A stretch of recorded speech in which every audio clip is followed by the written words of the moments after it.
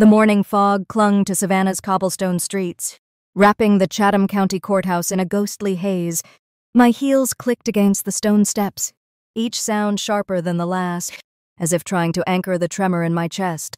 I'm Kane Monroe, 28, a community organizer who'd built a women's education fund from nothing, only to see it twisted into a weapon against me. Today wasn't supposed to be my fight. I was here for a cousin's custody hearing, or so my older sister, Celine, had claimed, but as I gripped my leather portfolio, the same one I'd carried through my master's defense at Vanderbilt, I felt the weight of a truth I wasn't ready to face. This was a trap, and Celine was holding the strings. The courthouse lobby gleamed with polished marble, its sterile lights casting long shadows. A security guard waved me through with barely a glance, but I felt eyes on me darting, judging, the kind that never meet yours directly. Across the atrium, my family stood like a tableau of betrayal. Mom, rigid in her navy dress, arms crossed as if shielding herself from me. Celine, 32, radiant in a cream blazer, her legs crossed with the effortless poise of someone who'd already won. Her smirk was a blade, honed over years of cutting me down in private, now wielded in public. A clerk at the registration desk beckoned me over. Her tone clipped. Name, Kane Monroe, I said, offering a faint smile. She scanned her list, her brow furrowing. Here you are? She handed me a badge, and I clipped it to my blazer without looking. Then I froze. In bold black letters, Kane. Nobody. My breath caught, a chill snaking up my spine. This is wrong, I said, keeping my voice low but firm. It should say Kane Monroe. The clerk didn't look up. That's what's on the list. Ma'am, if you want to contest it, you'll need to wait. But you can't enter without a badge? I glanced across the atrium. Celine was watching, her phone raised, the soft click of a photo capturing my stunned expression. Her grin was childlike, gleeful, as if she'd just pulled the perfect prank. Mom turned away, her lips tight. I smoothed the badge against my chest, letting its edges bite into my palm, and nodded. If Celine wanted a reaction, she wouldn't get it. Not yet. The hallway to the courtroom was too quiet, each step sinking heavier into the marble. Celine passed me, her jasmine perfume trailing like a taunt. Nobody invited you? Kane, she whispered, her breath warm against my ear. Just so you know. She didn't wait for a reply, her heels clicking ahead as if she owned the air itself. I found a seat at the back, far from the family row where Mom and Celine sat whispering, their laughter sharp enough to cut glass. The badge burned against my chest, a declaration of how they'd always seen me, invisible, irrelevant. The sister who dared to shine too bright. I'd been the quiet one, the one who said sure to keep the peace, who thought silence was strength. They'd mistaken it for weakness, and today, Celine was betting on breaking me. The courtroom doors opened, and I stood to enter, my portfolio clutched like a shield. But before I reached the threshold, Celine's hand grazed my arm, guiding me toward a side door marked restroom. We need to talk, she said, her voice syrupy but laced with steel. I should have pulled away, but years of habit, years of believing she might. Just once, be sincere made me follow. The bathroom was cold, its fluorescent lights buzzing. Celine locked the door behind us, her smile gone. You shouldn't be here. Kane, she said, stepping closer. You're embarrassing yourself. I'm here for our cousin, I said, my voice steady. You told me. There is no cousin, she cut in, her eyes glinting. This is about you. You and your little foundation. Thinking you're better than us. You need to learn your place. Before I could react, she grabbed my shoulders, her nails digging in. From her purse, she pulled a pair of electric clippers, the kind barbers use. The buzz filled the room, loud and final. Hold still, she hissed, pinning me against the sink. I struggled, but her grip was iron, her knee pressing into my thigh. The first swipe of the clippers tore across my scalp, strands of my chestnut hair falling like ash. Stop, I shouted, twisting. But she was stronger, fueled by something deeper than anger, envy, maybe, or fear. She worked fast, jagged patches forming as my scalp burned under the blade. Tears stung my eyes, not from pain, but from the violation, the deliberate cruelty of it. When she finished, she stepped back, panting, her blazer slightly askew. "Now you look like nobody," she said, tossing the clippers into the trash. "Go home, Kane. You don't belong here." She unlocked the door and left, her heels echoing down the hall. I stood frozen, staring at my reflection in the smudged mirror. My head was a patchwork of stubble, my eyes wide but dry. My hands shook as I touched the uneven scalp, the cold air stinging the exposed skin. Celine hadn't just humiliated me, she'd tried to erase me, to make me too ashamed to walk into that courtroom. But she didn't know me. Not really. I pulled a silk scarf from my bag, one I'd packed for no reason other than instinct, and wrapped it around my head, tying it into a knot that felt like defiance. The mirror showed someone new, not broken, but sharpened, like a blade forged in fire. I straightened my blazer, adjusted the badge, nobody, and walked back to the courtroom. The gallery was filling, whispers rippling as I took my seat. Celine sat up front, her composure flawless, as if nothing had happened. Mom glanced at my scarf, her eyes flickering with something guilt. Maybe, or shame, but she looked away. Across the room, a man in a worn suit sat quietly, his gaze fixed on Celine. He didn't take notes, didn't whisper, just watched her with an intensity that felt like a warning. I didn't know who he was, but something about him steadied me, like he was waiting for the same truth I was. The judge hadn't arrived yet, but Celine's attorney stood, smoothing his tie with theatrical flair. "Your Honor, we'd like to begin with a presentation to provide context for this hearing," he said, his voice dripping with authority. The screen lit up, and there was my face, blown up, the badge clear. "'Kay. Nobody?" Below it, a timestamp 7:16 May? Before I'd even arrived, my pulse quickened. They'd faked it, altered the metadata to make me look unhinged, an intruder in a case I hadn't asked to be part of. Gasps echoed through the room. Celine's attorney gestured smoothly. This individual inserted herself into these proceedings, uninvited and unstable. We believe this speaks to her character. Unstable. The word hit like a slap, but I didn't flinch. My nails dug into the bench, grounding me. I thought of Langston, my fiancé, the man Celine had mocked as a nobody lawyer when I'd introduced him last year. She didn't know he'd been appointed a circuit judge 3 months ago. She didn't know he was walking through that side door right now, his robe catching the light, his gavel about to fall. I leaned back, my scarf tight, my badge defiant. Celine wanted a show. She was about to get one. The Chatham County Courthouse in Savannah was a theater of whispers, its marble walls amplifying every murmur as the courtroom settled into an uneasy hush. I sat at the back, my silk scarf tight around my freshly shaved scalp. The badge nobody pinned defiantly to my blazer. My name is Kane Monroe, 28, a community organizer who'd built the Monroe Women's Education Fund from scratch, only to have it weaponized against me by my sister, Celine. The sting of her clippers still burned, but her real attack was unfolding now. Projected on a screen for all to see a photo of me, time-stamped falsely at 7:16. My branding me an uninvited, unstable intruder in a case she'd fabricated.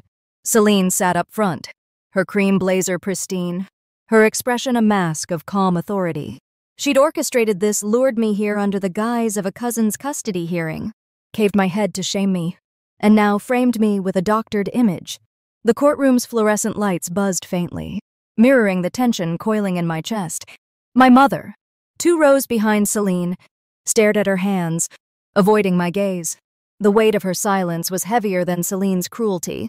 Celine's attorney, a slick man with a practiced drawl, paced before the bench. "Your Honor, we submit Exhibit 14B, a psychological evaluation from the Savannah Behavioral Health Center, dated November 2012, concerning Miss Kane Monroe." He clicked the projector, and a clinical document filled the screen.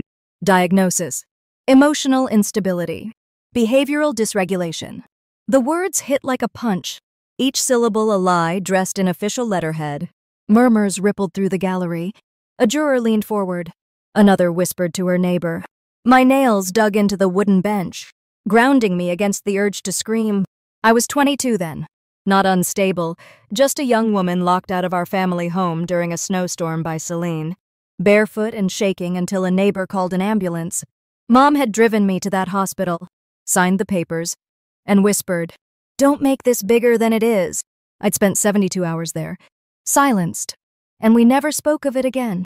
Until now, the attorney's voice dripped with feigned concern. This document, unearthed by a concerned party, speaks to Miss Monroe's history of erratic behavior. Her presence here, uninvited, is consistent with this pattern. I forced my face to stay still, my jaw unclenched. Celine's eyes flicked toward me, the faintest smirk tugging at her lips. She thought she'd won, thought this lie would bury me. But she didn't know I'd spent years preparing for her games. In my portfolio, tucked beside my Vanderbilt diploma, was a sealed envelope, letters from my academic advisor and medical records, proving I'd never been diagnosed, never treated, only hospitalized to keep Celine's cruelty quiet. The judge, a stern woman with graying hair, leaned forward. "Miss Monroe, are you aware of this evaluation?" I stood, my scarf a quiet rebellion against the shame Celine had tried to carve into me. "Your Honor, that document is a fabrication. I was never diagnosed with any condition. In November 2012, I was hospitalized against my will after a family member, my sister, Celine, locked me out in a snowstorm. The records were created to avoid scrutiny, not to address my health." A gasp echoed from the gallery. The judge's brow furrowed, her pen pausing over her notes. "Do you have evidence to support this claim?" "Yes," I said, my voice steady despite the tremor in my hands. I opened my portfolio and handed the clerk a folder. "These are notarized letters from Dr. Elaine Carter, my academic advisor at Vanderbilt, and medical records from my primary physician, confirming I have no history of mental health treatment. The hospital stay was coerced, and I was released with no diagnosis." The clerk passed the folder to the judge, who scanned the pages, her expression unreadable. Celine's smirk faltered, just for a second, but it was enough. She hadn't expected me to fight back. Not like this. Her attorney cleared his throat, scrambling. "Your Honor, we'll need time to verify these documents." "Objection noted," the judge said, her tone clipped. "The court will review this evidence. Proceed?" As I sat, my eyes caught movement in the back corner. The man in the worn suit, Vincent, I'd heard someone call him, was watching, his gaze fixed on Celine. He hadn't taken a single note, but his presence felt like a storm gathering. He leaned toward a bailiff, whispering something, and the bailiff nodded, slipping out of the room. Vincent's eyes met mine for a fleeting moment, and I saw something in them, not pity, but recognition, like he'd seen Celine's playbook before. Celine's attorney pressed on, undeterred. "Your Honor, we have an expert witness to provide further context." The doors opened, and a tall man with a goatee strode in. Dr. Adrian Wolfe, introduced as a psychiatrist with 22 years of experience. My stomach twisted. I'd never met him, but his name was familiar, mentioned once by a Vanderbilt colleague during a funding dispute Celine had stirred years ago. Dr. Wolfe took the stand, his voice smooth and cold. "In 2014, during the Vanderbilt Community Grants cycle, I was consulted about Kane Monroe. Concerns were raised about erratic behavior and defiance, potentially linked to emotional dysregulation. I recommended a temporary leave, though no formal treatment was mandated." The room spun. I gripped the bench, my breath shallow. He was lying, weaving a fiction that dovetailed with Celine's forged report. I'd never been evaluated, never taken a leave.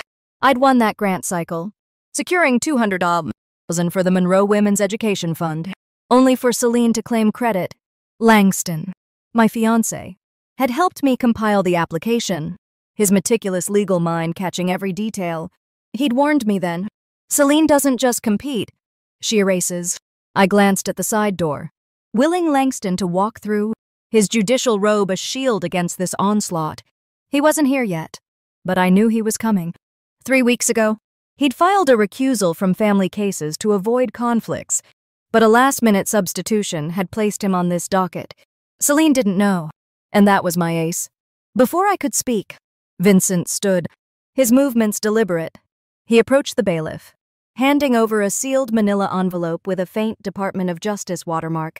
The bailiff passed it to the judge, who opened it slowly, her eyes narrowing as she read. The courtroom went still, the air thick with anticipation. "Mr. Wexler," the judge said. Addressing Vincent, "You claim this pertains to the hearing?" "Yes, Your Honor," Vincent said, his voice calm but unyielding. "Exhibit 14B, the psychological evaluation, was obtained illegally. We've traced unauthorized access to sealed medical records through a court system login tied to Celine Monroe. This is part of a broader pattern of ethical violations we've been investigating." Celine's head snapped toward Vincent, her composure cracking. "This is outrageous," she snapped, rising. "You can't just accuse me without proof." Vincent didn't flinch. "The proof is in that envelope login timestamps, IP addresses, and a list of accessed files, including Miss Monroe's. Accessing sealed HIPAA-protected records is a federal offense." "Miss Monroe, you know that." The judge raised a hand, silencing Celine. "Mr. Wexler, you're suggesting misconduct by a party to this case." "I'm confirming it," Vincent said, placing another document on the desk.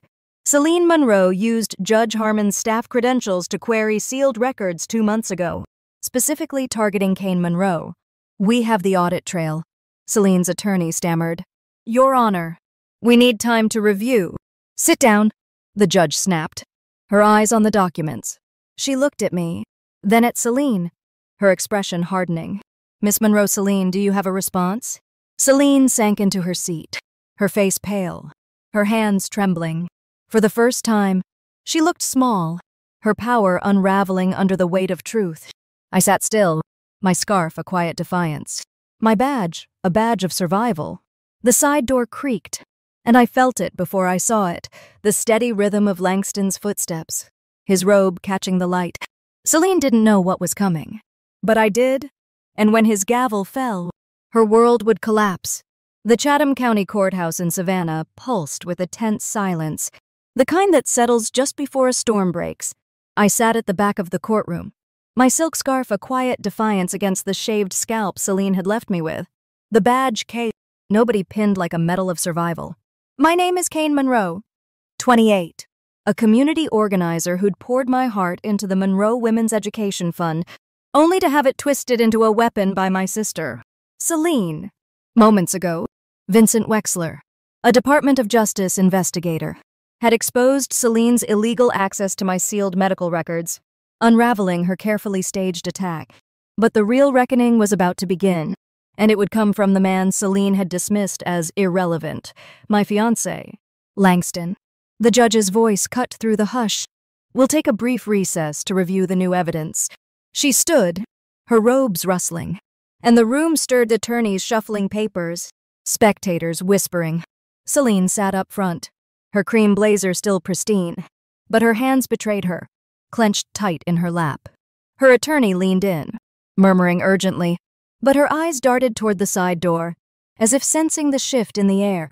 Mom, 2 rows back, stared at the floor, her handbag clutched like a lifeline. I wondered if she felt the weight of her complicity now, or if she was still clinging to Celine's narrative. Vincent remained in the corner, his worn suit a stark contrast to the polished chaos around him. His gaze never left Celine, steady and unyielding, like a hunter who'd cornered his mark. He'd handed the judge an envelope proving Celine's federal offense using stolen court credentials to access my records, but I sensed he was holding something bigger. A card he hadn't yet played. My portfolio, still open from presenting my Vanderbilt letters, lay heavy in my lap. Those documents had dismantled Celine's fake psychological report, but they were just the beginning. The courtroom doors swung open, and the bailiff's voice boomed. "All rise for the Honorable Judge Langston Monroe presiding." My heart skipped. A mix of pride and anticipation.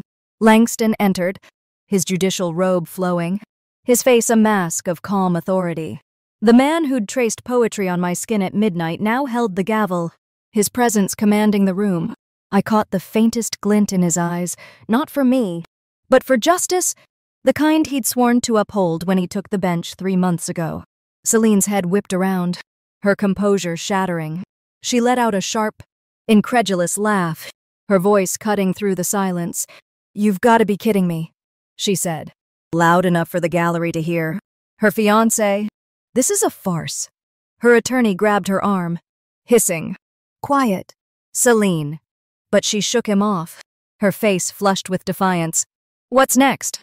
Langston, she sneered. Standing, a jury of Kane's book club. This is a conflict of interest. Langston's gaze didn't waver.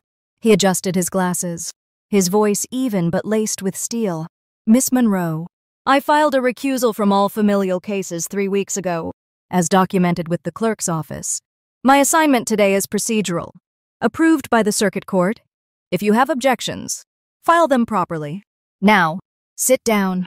Celine froze, her bravado crumbling under his calm authority. She sank into her seat, her lips pursed. But the room felt her defeat. The gallery buzzed, jurors exchanging glances. Mom's face paled, her hands trembling. Langston tapped the file before him, his movements deliberate. Please enter Exhibit 7C into the record a full audit disclosure of the Monroe Women's Education Fund and associated nonprofit activities. The screen behind him flickered to life, displaying a spreadsheet of financial transactions, vendor names, wire transfers, timestamps. I'd seen parts of this audit, shared with me by Langston late one night when he'd uncovered the first discrepancy, but seeing it projected now, under the courtroom's harsh lights, made my skin tingle. Langston's voice was a scalpel, precise and unyielding. According to this report, $480,000 was diverted from the Monroe Women's Education Fund through shell entities, Shellhart Consulting, Red Tree Digital, and Astor Foundation, all traced to personal accounts controlled by Celine Monroe. He paused, letting the numbers sink in. These transfers occurred during fiscal years when the fund was listed as inactive, meaning Kane Monroe's allocated portion was frozen but used as collateral for private debt clearance. Gasps rippled through the room. Celine's attorney shot up. Your Honor, this is highly irregular. We haven't had time to review. Sit down, Langston said, his tone leaving no room for argument. The audit was conducted by an independent firm and verified by the Department of Justice. Mr. Wexler, do you have additional context? Vincent stood, his presence quiet but commanding. Yes, Your Honor. Our investigation into Celine Monroe's activities extends beyond this case. We've uncovered a pattern of financial misconduct, including falsified grant applications and unauthorized use of nonprofit funds for personal gain. The DOJ is prepared to pursue charges under Fiduciary Violation Code 38, 4B, and federal fraud statutes. Celine's face drained of color, her hands gripping the table. Her attorney stammered, This is an ambush. We demand a continuance. Denied, Langston said, his gavel tapping once, sharp and final. The evidence is clear. This court finds substantial cause to refer this matter to the Department of Justice for a civil breach inquiry. Effective immediately, Celine Monroe is barred from any operational role in the Monroe Women's Education Fund, pending investigation. The room erupted in whispers, jurors leaning forward, reporters scribbling furiously. Celine's eyes darted left, then right, searching for an escape that didn't exist. I sat still, my scarf tight, my badge a silent testament to her failed attempt to erase me. But the real surprise came from Vincent, who stepped forward with another envelope, this one marked with a red confidential stamp. Your Honor, Vincent said, there's one more item, a notarized affidavit from Franklin J. Monroe, dated 6 months before his passing in 2024. It details the origins of the Monroe Women's Education Fund. My breath caught. Dad's affidavit. I'd heard rumors he'd written something before his death, but Celine had claimed it was lost. Langston took the envelope, his expression unreadable as he broke the seal. He read silently, then looked at me, a flicker of something pride, maybe crossing his face. For the record, Langston said, Franklin J. Monroe states that the Monroe Women's Education Fund was conceived and developed solely by Kane Monroe. Celine Monroe was named public face to secure donor confidence, a decision he later regretted. He acknowledges withholding Kane's rightful recognition due to family pressure. The courtroom went silent, the weight of Dad's words settling like dust after an explosion. Mom gasped, her handbag slipping to the floor. Celine shot up, her voice shrill. That's a lie. Dad would never. Sit down, Miss Monroe, Langston said, his gavel tapping twice. The affidavit is notarized, witnessed, and corroborated by financial records. This court recognizes Kane Monroe as the sole founder of the fund. All documents will be amended accordingly. Celine sank back, her attorney pressing a hand to his brow, already bracing for the fallout. I felt no triumph, only clarity, a truth I'd carried for years, now spoken aloud. My scarf felt lighter, my badge irrelevant. Across the room, Vincent gave me a subtle nod, as if to say, "This is just the beginning." Langston's eyes met mine for the briefest moment, a silent promise that justice wasn't done yet. He stood, nodding to the clerk. "Court is adjourned pending DOJ review." His gavel fell, the sound echoing like a door slamming on Celine's empire. As the gallery stirred, I remained seated, my portfolio open, Dad's affidavit a lifeline I hadn't expected. Celine's world was crumbling, but mine was rising, built on truth and the love of a man who'd never let me be nobody. And as I stood to leave, I knew this wasn't the end. It was the moment everything changed. The Chatham County Courthouse in Savannah stood quiet as the late afternoon sun cast long shadows across its marble steps. Inside, the courtroom had emptied, leaving only echoes of the gavel's final strike. I stood in the hallway, my silk scarf still wrapped tight around my shaved scalp. The badge nobody now tucked into my pocket like a relic of a battle won. My name is Kane Monroe, 28, a community organizer who'd reclaimed the Monroe Women's Education Fund from my sister Celine's grasp. Hours ago, my fiancé, Judge Langston Monroe, had exposed Celine's $480 embezzlement scheme and confirmed my role as the fund's true founder, dismantling her empire with a notarized affidavit from our late father. But victory didn't feel like triumph. It felt like a weight, heavy with truths I could no longer ignore. The hallway was nearly deserted, its marble gleaming under flickering lights. Celine stood by a window, her cream blazer wrinkled, her posture slumped. For the first time, she looked human, stripped of the invincible aura she'd worn like armor. Mom lingered nearby, her navy dress creased, her eyes darting between us as if hoping for a script she'd never written. I clutched my leather portfolio, the same one that had held the Vanderbilt letters and Dad's affidavit, now a symbol of my refusal to be erased. Celine turned as I approached, her eyes red but defiant. "You think you've won, Kane," she said, her voice low, venomous. "You humiliated me in front of everyone. You'll regret this." I stepped closer, my voice steady. "You humiliated yourself, Celine. You caved my head, faked records, stole $500,000. This isn't my fault, it's yours." Her lips trembled, but she forced a smile. "You always had to make everything about you. Poor Kane, the victim. You'll never be anything without me." Mom gasped, stepping forward. "Kane, please. She's your sister.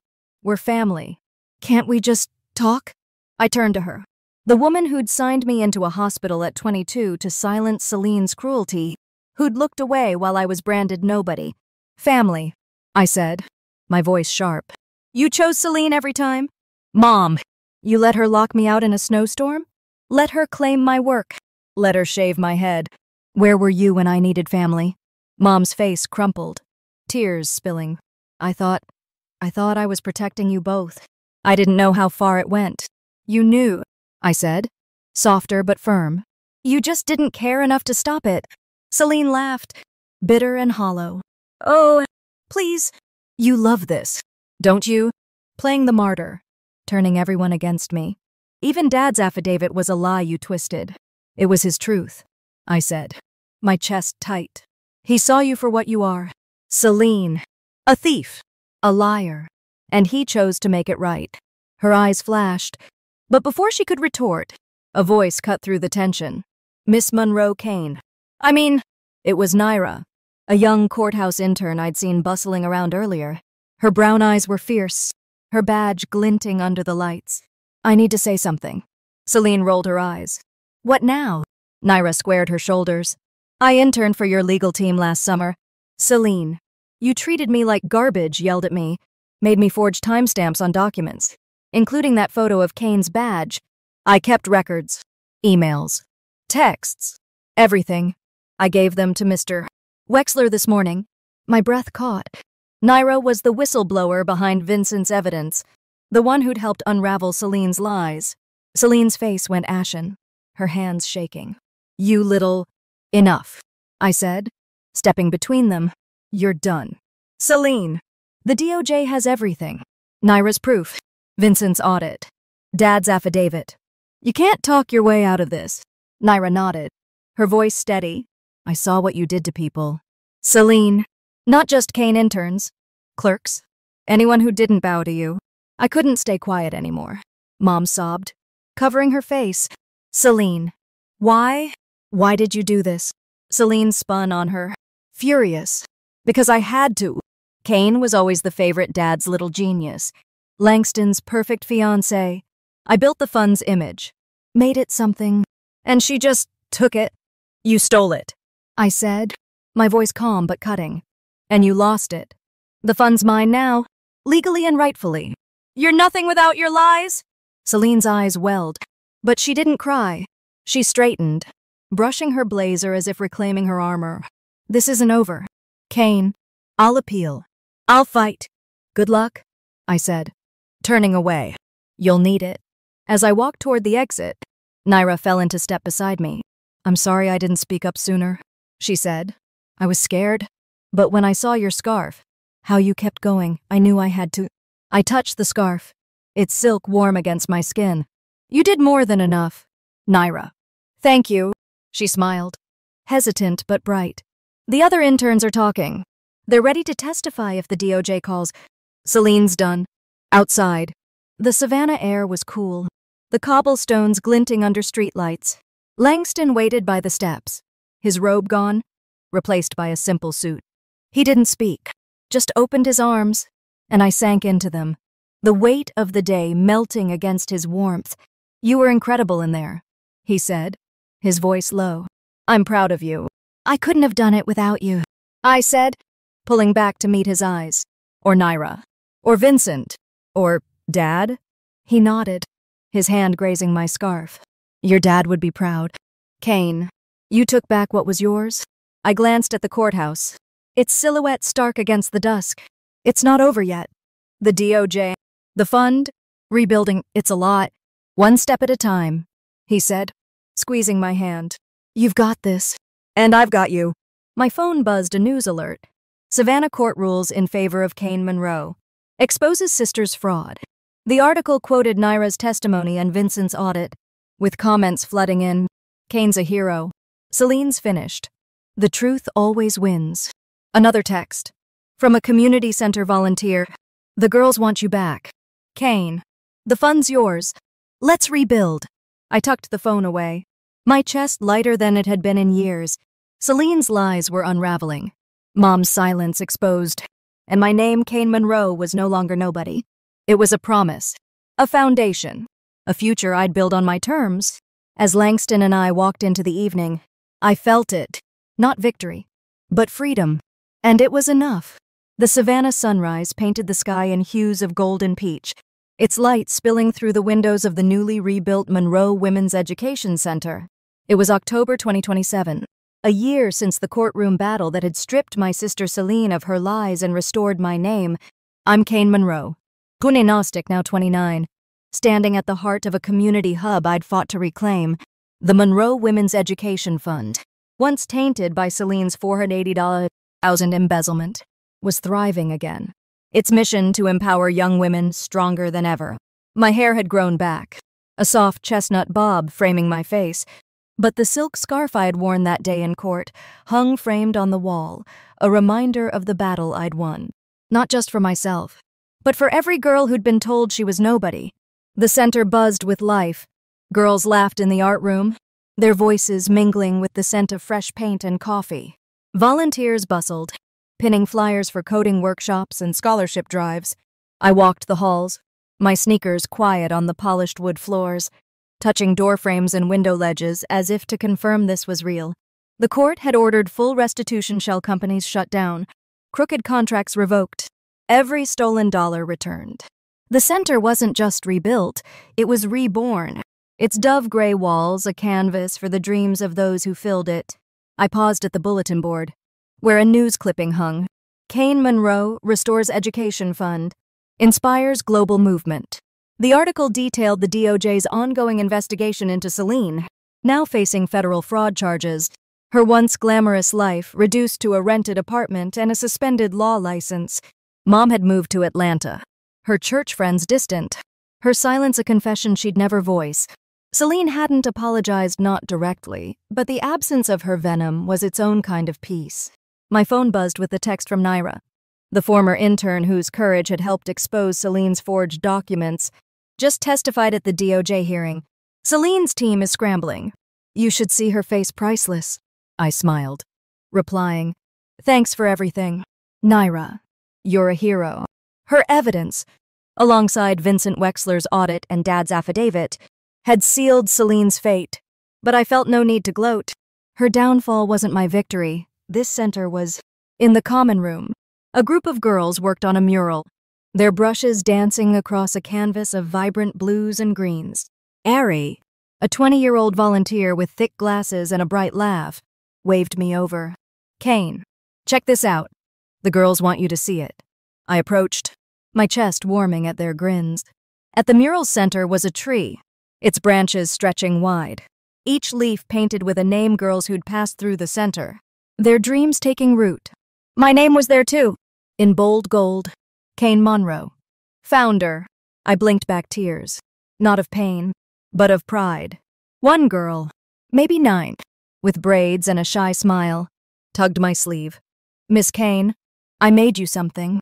She held out a small origami crane, its red paper folded with care, its wings slightly uneven but perfect in their effort. I froze, memories flooding back. Years ago, I'd given Celine a crane like this, a teenage gesture of love after her debate win. She'd laughed, crumpled it, called it pointless. Now, this child offered me the same symbol. No malice, just kindness. I took it gently, its warmth lingering from her small hands. Thank you, I said, my voice hushed. It's beautiful. She beamed. I make them when I'm happy. I thought you might need one. I nodded, my throat tight. I do. More than you know. Later, in my office, I set the crane on my desk, its red glow catching the sunlight. A sealed envelope sat nearby, delivered that morning. The return address in Celine's sharp handwriting. I'd expected it eventually, a plea, an apology, maybe a veiled threat. I lifted it, feeling its weight, but didn't open it. Her words couldn't undo the past, couldn't touch the life I'd built. I dropped it into a drawer, unopened, and closed it with a soft click. Langston had visited a few weeks ago, his presence steady as ever. He'd stood beside me in the art room, watching the girls paint, and asked, "Do you want me to stay?" Kane, really stay. I'd thought of his gavel, his calm in that courtroom, the love that had carried me through, but I'd smiled, touching his hand. I need to know who I am on my own first. Not as your fiancé, not as Celine's sister, just me. He'd nodded. No argument, just understanding. You're already her. Kane, you always were. He'd left with a promise to return when I was ready, and I knew he meant it. My phone lit up with another alert. Kane Monroe trending globally. Messages poured in from strangers. Girls in Nairobi, Mumbai, Bogota. My sister tried to stop my scholarship. You showed me I could fight. I was the nobody in my family. Now I'm applying to college. I replied to one, a girl in Accra. You're never nobody. Shine your light. I stepped outside. The savannah air crisp, the cobblestones glowing under the morning sun. The center's sign gleamed. Monroe Women's Education Center, empowering futures. I held the crane, its warmth a quiet anchor. Celine's lies, Mom's silence.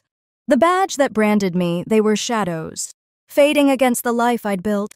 I wasn't the girl who'd walked into that courthouse, trembling under a scarf. I was Kane Monroe, founder, survivor, beacon.